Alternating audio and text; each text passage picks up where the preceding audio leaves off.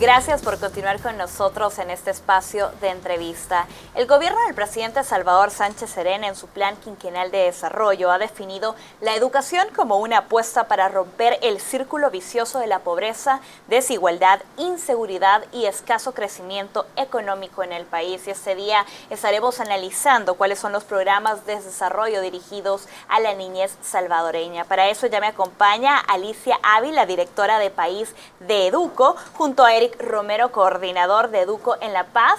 Muy buenas tardes, bienvenidos a este espacio. Hola Eric, buenas tardes, bienvenidos.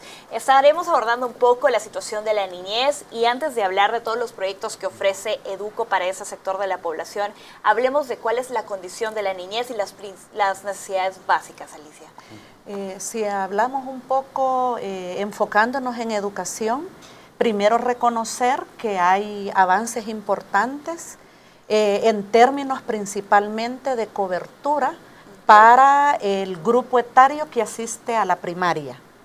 Hay casi cobertura universal y eso viene marcado porque en muchas décadas los gobiernos asumieron compromisos para alcanzar educación para todos.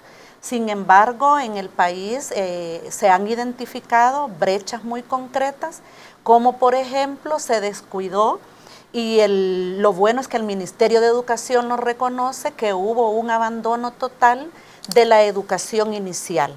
La cobertura es sumamente baja, seguido por educación parvularia. Inicial estamos hablando de los 0 a 3 años. Okay. En ese grupo etario apenas alcanzamos un 2% de cobertura a nivel nacional.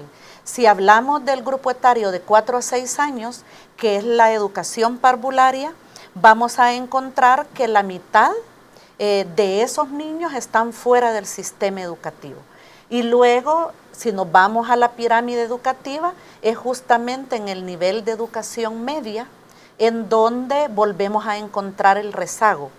Jóvenes que deberían de estar estudiando en la secundaria, que están con pocas oportunidades educativas y cerca del 60% de estos jóvenes está fuera. Yo tengo por acá unos datos de 2012 que solo 3 de cada 10 niños que ingresan al sistema escolar terminan el bachillerato. A ver, profundicemos un poco más lo que ocurre ya en el terreno y veamos, Eric, ¿qué pasa? ¿Por qué existe una deserción escolar en estos altos niveles de educación? Hay muchas causas que en realidad afectan directamente a la población, desde la inseguridad, la calidad educativa también, la migración que también estos niños y niñas buscan, también para una mayor seguridad de sí. La población también busca ya, demanda calidad educativa en sí. Ya los niños ya ven que tienen un derecho a la educación, son garantes de derecho. Ellos están en busca de tener una educación de calidad, no solo en una infraestructura en sí, sino que también una actualización docente, que los docentes tengan esa capacidad de poder utilizar metodologías novedosas. ¿Dónde se rompe la brecha? Por ejemplo, de que los niños ya no siguen, continúan con el estudio.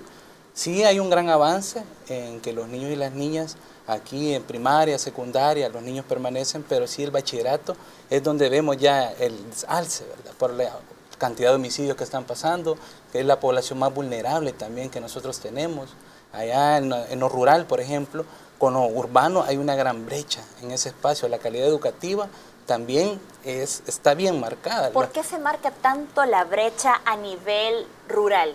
Rural, las condiciones, por ejemplo, la extrema pobreza, la infraestructura de un centro escolar, el camino para recorrer a una escuela, por ejemplo, el transporte para que un niño y una niña tengan que ir a la escuela, tienen que recorrer kilómetros. No hay un transporte que también a ellos les facilite llegar a la escuela. En cambio en urbano hay mejores condiciones, por decir, hay más acceso en el tema de la movilidad, del transporte público.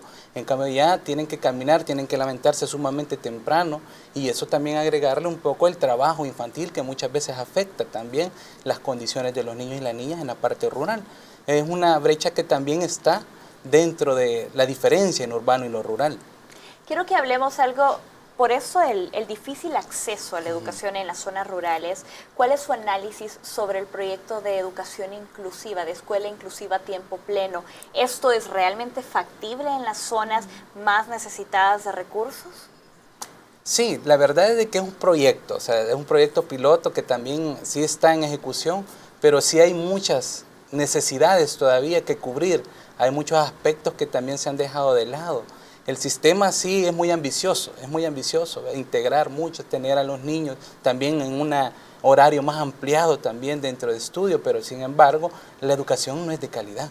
O sea, nosotros vemos de que el docente tiene las mismas condiciones, tiene escasos materiales, o sea, no tiene seguridad también él para estar impartiendo su clase. Los niños tampoco están en un ambiente protector, donde ellos puedan estar en condiciones también para estar recibiendo las clases. Perfecto. Y quizás agregar de que escuelas inclusivas de tiempo pleno en sí misma, como decía Eric, es un proyecto ambicioso y que está muy bien planteado. Tiene una estructura que permitirá seguramente en algún momento lograr el impacto deseado, pero si se le asignan los recursos que escuelas de tiempo pleno requiere.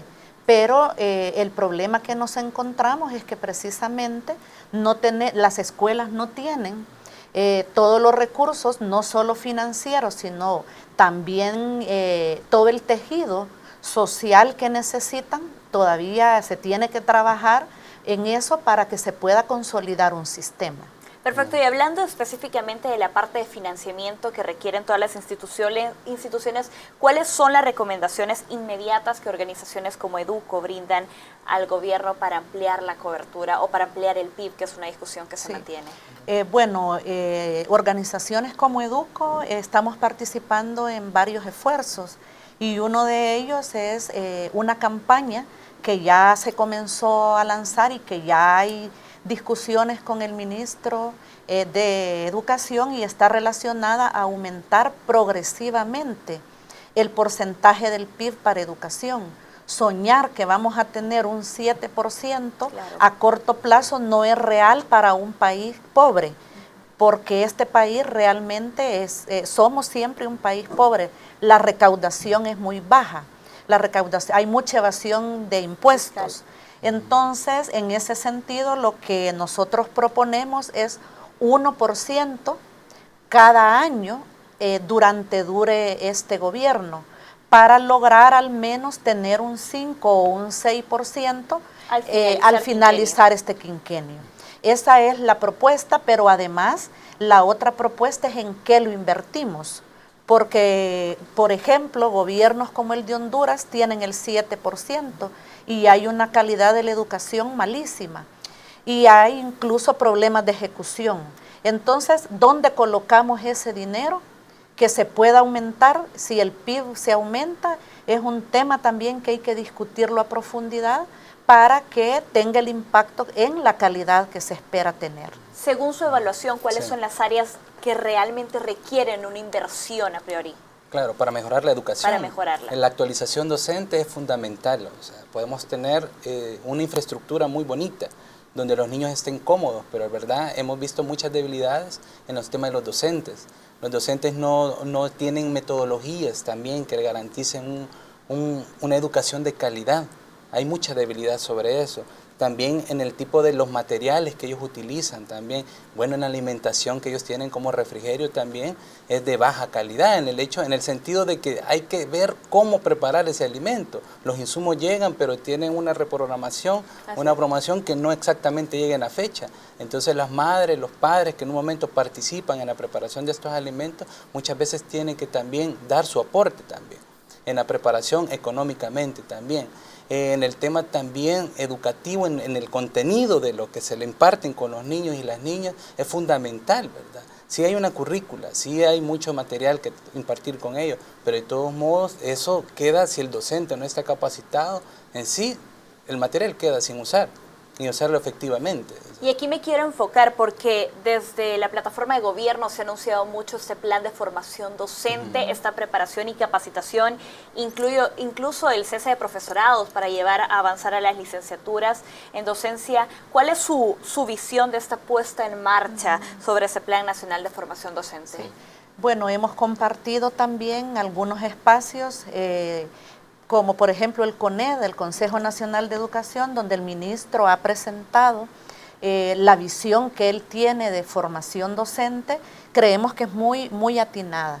El mecanismo que él está planteando para capacitar docentes en servicio, porque hay dos grupos a los que hay que atender. El docente en servicio, que es el que ya está contratado y está impartiendo clases en un centro educativo, y el que está en formación, que es el que en este momento tienen a cargo las universidades, que ese será otro tema importante a resolver para que la universidad también tenga un programa que permita que los docentes que ponen al servicio del país tengan también las competencias adecuadas, porque tenemos docentes que salen de la universidad y realmente tienen vacíos muy grandes, incluso de ortografía, de escritura, la parte didáctica misma. Entonces creo de que es una buena apuesta la que se está haciendo con trabajar el tema de actualización docente.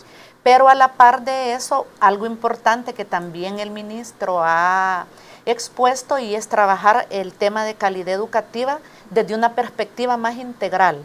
Calidad educativa no es solo el mejorar la infraestructura, tener un docente capacitado, sino que además calidad educativa es formar ciudadanía activa. ¿Cómo logramos formar en los jóvenes, en los niños y niñas de nuestro país, esa capacidad que ellos tengan para ser ciudadanos? Ciudadanos que opinan, ciudadanos que deciden, ciudadanos que realmente aman su país. Perfecto, nos queda totalmente claro este primer punto. Nosotros tenemos que realizar una pausa, pero al volver vamos a analizar ya directamente los planes que apoya Educo y los avances que ha tenido durante sus años de gestión. Vamos a una pausa y ya volvemos.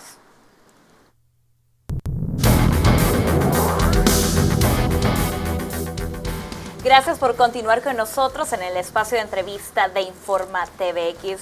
Los niños, niñas y adolescentes son parte de la población más vulnerada en materia de derechos. Existen organizaciones como Educo que están a favor de programas que ayudan a mejorar las condiciones de los menores en el país, y es momento que hablemos sobre el trabajo que realiza la Fundación de Educación y Cooperación. Ya tienen 14 años colaborando para el país, y quiero, Alicia, que usted me pueda exponer un poco cuál es el rol o la visión de Educo. Bueno, contar que Educo entra al país precisamente hace 14 años en el marco de una emergencia, en el marco de los terremotos del año 2001, y precisamente entró en ese momento con una visión de ayuda, una visión, digamos, transitoria, que pretendía dar respuesta a una emergencia, y en el marco de esa emergencia atender a la población más vulnerada, que eran niños y niñas. Pero al darnos cuenta de que justamente el país requería de seguir contribuyendo al desarrollo, hemos venido trabajando en estos 14 años y hemos ido renovándonos y hemos ido cambiando cada cierto tiempo la misión y la visión. Claro, sin perder de vista que trabajamos por promover la garantía de los derechos de la niñez y la adolescencia. Nuestro objetivo es promover, proteger y defender los derechos de la niñez y la adolescencia. Perfecto, hablemos qué pasa o cuál es el apoyo que Educo da ya en el campo, ya con las comunidades. Sí, en el campo es divertido, para decirle. Nosotros tenemos un valor en la fundación que es dinámico. La fundación es muy dinámica, así como decía Alicia, ha ido experimentando muchos cambios en el transcurso del tiempo. En el territorio tenemos en ejecución 10 proyectos, desde educativos, está gobernanza, está el tema de educación, está el tema de casas de encuentro juvenil, el programa de becas, pero todo esto en sí se hace articulado, el esfuerzo se hace articulado con actores claves allí en el municipio. ¿Quién es un actor clave? El alcalde, el consejo municipal. Okay. ¿Cómo hacemos esta articulación con otros actores? Instituciones que también están trabajando en el municipio. ¿Y qué pretendemos? Tenemos un mismo objetivo todos, es mejorar la calidad de vida de los niños y las niñas. Ver que no se sigan vulnerando los derechos de los niños y las niñas, ¿verdad? Nosotros tenemos muchos programas también encaminados en el tema de seguridad alimentaria, en el tema de desarrollo económico también, en el tema de comités locales de derechos. O sea, nosotros también contribuimos al ver cómo este sistema se va conformando con el ente rector, que en este caso es el CONNA. Estamos de la mano trabajando en los municipios para ir implementando estos comités locales de derechos también. apoyando toda esta garantía que el niño y la niña en sus derechos para su cumplimiento. Perfecto, este apoyo comunitario que se Correcto. tiene y también con autoridades hacen ejes principales para lograr una mayor ampliación de coberturas. Alicia, háblame de en cuánto consta o de la estimación de la inversión que han tenido durante estos años de gestión. En los 14 años hemos hecho una revisión histórica de la inversión y hemos invertido a la fecha un poco más de 74 millones. Hay años pico donde se ha invertido un poco más por las emergencias, pero en tendencia son 5.5 millones los que estamos invirtiendo por año para los programas que Eric nos comentaba. Todos nuestros programas responden a una lógica de derechos, garantizar derechos, y en ese sentido mencionaba él, por ejemplo, los programas de primera infancia están relacionados con esa brecha que yo mencionaba al inicio que hay en cuanto a cobertura de educación inicial y parvularia. Y las otras alternativas dedicadas a jóvenes, casas de encuentro que mencionaba Eric, están relacionadas también con esa poca oferta que hay para los jóvenes. Entonces, es importante decir que de esos 5.5 millones anuales, nosotros invertimos el 78% en ejecución directa y únicamente un 22% para la parte administrativa. Eso es un rango bastante importante porque priorizamos la inversión en niñez. El poder garantizar derechos. Sí. Hablemos un poco de los departamentos o los principales departamentos donde ustedes tienen presencia. Correcto. Ahorita nuestra cobertura estamos en 5 departamentos, Usulután, La Libertad, San Vicente, Morazán y La Paz. Y también tenemos una oficina acá en San Salvador. Tenemos una cobertura de 46 municipios, donde también nosotros lo priorizamos con focalizado y no focalizado. Aquellos focalizados son donde nosotros tenemos una mayor intervención con los proyectos, y aquellos que no son como priorizados son aquellos donde tenemos un proyecto que nosotros llamamos generalista. Este proyecto lo compone el tema de salud, el tema de jornadas optométricas, el tema de infraestructura y también la entrega del complemento del paquete escolar, ¿verdad?, que da el gobierno. Nosotros dotamos a los centros escolares de un paquete de un material gastable, en los cuales los docentes también se apoyan para ir también elaborando sus clases, ¿verdad?, con los niños y las niñas. Actualmente estamos en un proceso de planificación también, en pro de ir viendo y analizando también estos municipios que nosotros estamos trabajando, ¿verdad?, cómo también continuamos con los proyectos, ver también, evaluar estos proyectos, cuáles han sido los resultados que también estos están consiguiendo, ir viendo los logros y también cómo ese resultado está incidiendo en el niño y la niña y su entorno, sobre todo la familia, la comunidad y el municipio en sí, donde ellos prácticamente comparten. Nos queda claro el apoyo que Educo tiene para las comunidades, especialmente en la garantía de derechos para la niñez y adolescencia. Más de 653.385 niños se han visto beneficiados a través de estos proyectos y 429 centros escolares. En este 2015, con este cambio de imagen también que Educo tiene, que quiero que me comenten un poquito de eso, pero antes hablemos qué proyectos vienen a futuro. Sé que ahora estarán trabajando de la mano muy de cerca del gobierno para seguir implementando proyectos en pro de la niñez. Sí. Nosotros trabajamos para los próximos años con 3 programas que ya los tenemos definidos incluso para la región de América, en todos los países donde estamos. Vamos a trabajar un programa de educación y en ese programa estamos priorizando proyectos, pero seguramente mantenemos el tema de primera infancia, que va a ser un tema esencial. Pero creo que ya la experiencia y también las cifras nos están diciendo de que debemos de trabajar con las familias, fortaleciendo a la familia, dado de que hay un dato de UNICEF en donde ellos nos indican que hay más de 800,000 niños en el país que viven con un solo miembro de sus padres, de su familia, o vive con la mamá, con el papá o con ninguno de sus padres. Entonces hay un problema de que se tiene que trabajar el fortalecimiento a la familia. 7 de cada 10 niños han sido vulnerados por un miembro de su misma familia, ha tenido algún tipo de violencia o de maltrato. Eso quiere decir entonces que este país sí requiere un abordaje de fortalecimiento a la familia y otros programas que estén relacionados con educación. Y en el tema precisamente de protección, seguiremos apostando, como lo hemos hecho ahora, la instalación del Sistema Nacional de Protección, un trabajo que llevamos muy de cerca con el ISNA, el CONNA, la Procuraduría de Derechos Humanos, y el tema de gobernabilidad, que tiene que ver cómo promovemos la participación activa y efectiva de los niños en sus comunidades. Proyectos ambiciosos, sin duda alguna, pero muy importantes para el desarrollo de la niñez en el país. Quiero avanzar y quiero preguntarle un poco a Eric, ¿en qué medida ahora la inseguridad constituye una amenaza en el desempeño y en la matrícula de los estudiantes? Porque es un tema que está vulnerando mucho al país. Sí, es una causa que ha tenido un efecto muy potencial en los territorios. La verdad es de las causas que ha incidido en la deserción escolar. Los niños y las niñas ya les da un poco de temor ir a la escuela. Los padres optan mejor en no mandarlos a la escuela y tenerlos en un ambiente seguro que en su hogar, ¿verdad?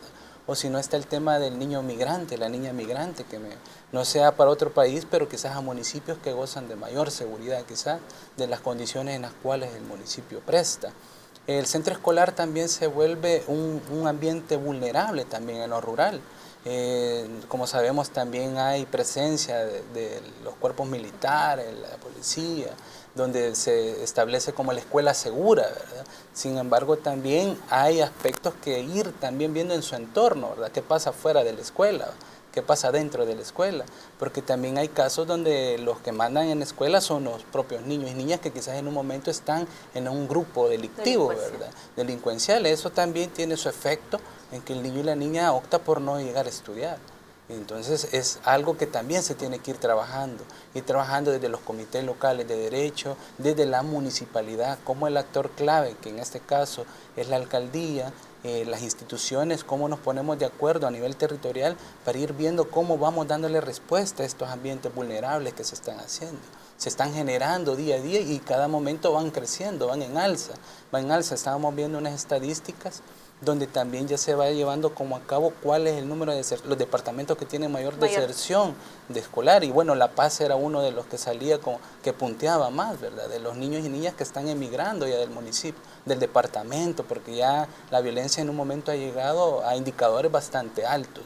Nos queda claro sin duda que los desafíos en educación y en materia de seguridad siguen siendo amplios, pero agradecemos sin duda iniciativas como Educo de poder proteger a nuestra niñez, que es el presente de nuestro país. Quiero agradecerle a Alicia por esta oportunidad. Eric, un placer tenerlos con ustedes y que nos hayan comentado la situación que se vive en materias de educación, pero también los proyectos que ayudan a las comunidades más vulnerables de El Salvador. Por ahora nosotros debemos realizar una pausa, pero al regresar más noticias nacionales que compartir con ustedes. Ya volvemos.